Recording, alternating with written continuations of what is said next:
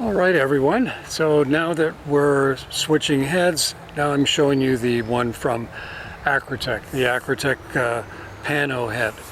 And you've probably seen before that it's a head that I use quite a lot. And let me show you some of the reasons why I like it.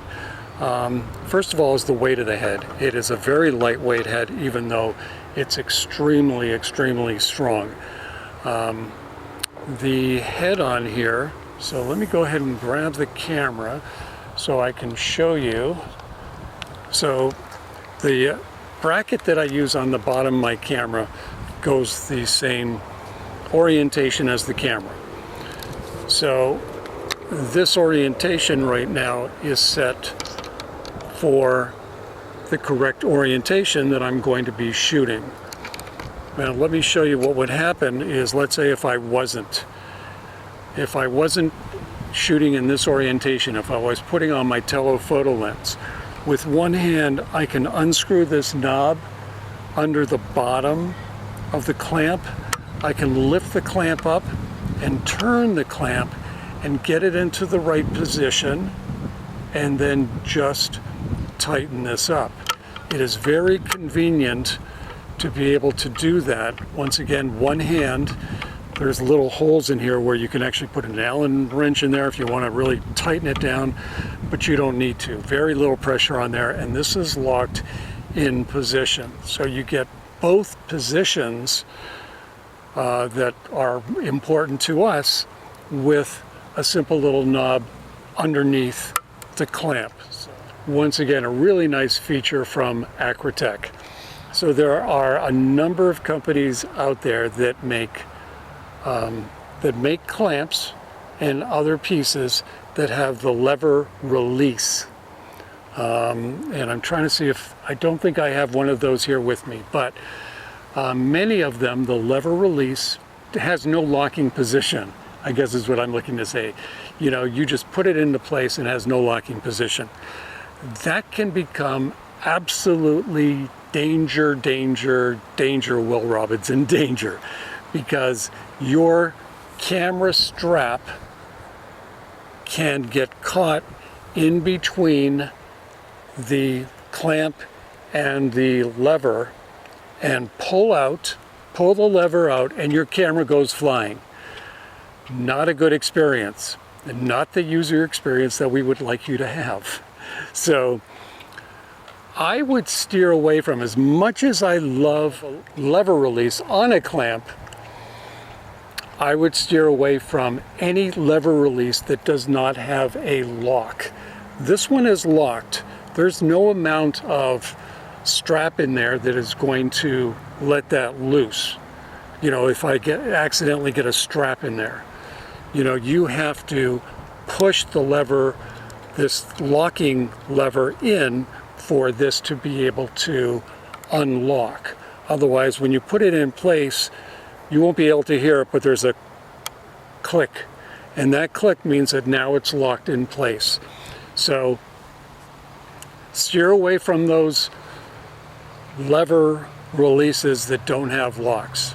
Very, very dangerous. I'd rather at that point have one that has a screw knob on it, like have a clamp like this that has a screw on it, even though, you know, once again, not my favorite, but this would be better than a lever release that doesn't have a lock. With my camera being in this orientation, this head does have a tension control. So I can move the tension control and not worry about anything, you know, my camera flopping like you can on many other heads. So, you know, that is great for getting into a certain position, and once you get to where you want to be, then you just turn the big knob. Very easy to use with a glove because it's just this huge rubber knob, and as you can see, once it is loose, and if I loosen the tension, you know, like many of the head, you can move it in any direction. And if this locking knob got in the way, which you could see it was getting in the way there, then I would just take the camera off and reverse it, so it was in the other direction. But chances are I'm not shooting down as much as I am maybe up and through a tree or for sky shots. So that's why I keep mine like this. this particular head does have this little notch on the back that and it just moves to wherever you want. So let's say I want it to start here. So I'll move this little scale and set that right at 0. So now if I was doing a pano, because as a pano head, this head stays absolutely level regardless of what angle I have it set at. So whether I have it set at 100% level or if I'm going down or up, because this is a pano head, as long as my pano head is set to be 100% level, which now that it is, you know, I could do pano images and do my single row pano like this.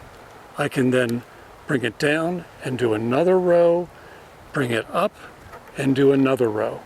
And you see I'm swinging my camera back and forth. I know that that's not the right technique. You know, I usually shoot my panos from left to right, and then I'll come back here and change my angle. And once again, there's another really cool scale here that Acratech has put on the side, so that way you can know how many degrees you want your camera either pointed down or up or neutral. And using this scale here, I can say, okay, I'm going to take an image every 3 notches. Make it easier on yourself. You don't have to think about degrees or things like that. The way I would shoot is I would go and say, okay, here's my first shot. My second shot I want to be overlapped by, let's say, 50 to 40%.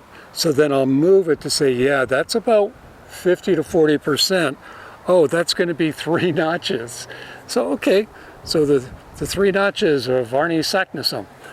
And there you go. So then I would say, okay, I'd take my first shot, then 3 notches my second shot, 3 more notches my next shot, and so forth. And then once I get back to 0, that's where I would then point down or up by a certain number of notches to then be able to get lower images or higher images, and so that they're all overlapping together, so there's no problem stitching them together.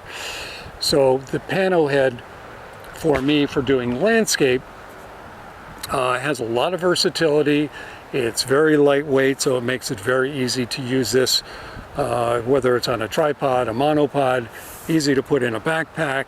It is just, that's why it's my choice for going out in the field and doing panos.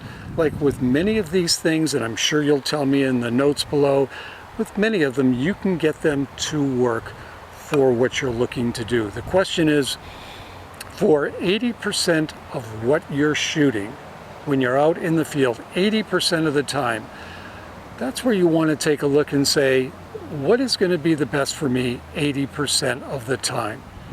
All right, just as a one more comparison, because I've had a number of you ask me about a gimbal or a side gimbal when doing panoramas. And as I mentioned before, this doesn't really work. Now, if I took off the cradle and just had a side gimbal, it can work sort of. And let me explain why it can work sort of. And over here, this is the really right stuff.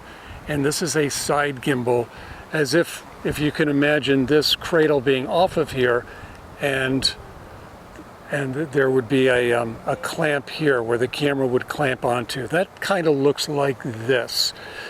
The reason why this isn't as good a solution, it could work, but is not as good a solution, is that what you can't do with that is you can't slide the camera back and forth to be able to get the lens directly over the center apex of your tripod.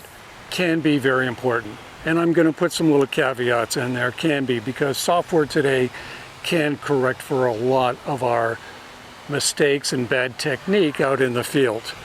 But you can see here that if I was to take a look at where this lens is, it's over here and not over the center. And I really need to bring it over to the center. There's a little crosshatch here, and that should really be where the center of the lens is, marked by the bracket up here. So if you're using something that doesn't have a side bracket, you're not going to be able to do that.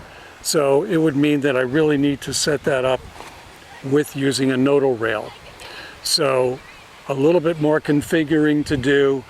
I'll show that to you in another video, because I think, you know, this has kind of gone on long enough, but I wanted you to see what it means to really to be able to use a side gimbal versus a full gimbal, you know, when trying to shoot a landscape. And yes, this does have just a standard lever clamp that I said to steer away from.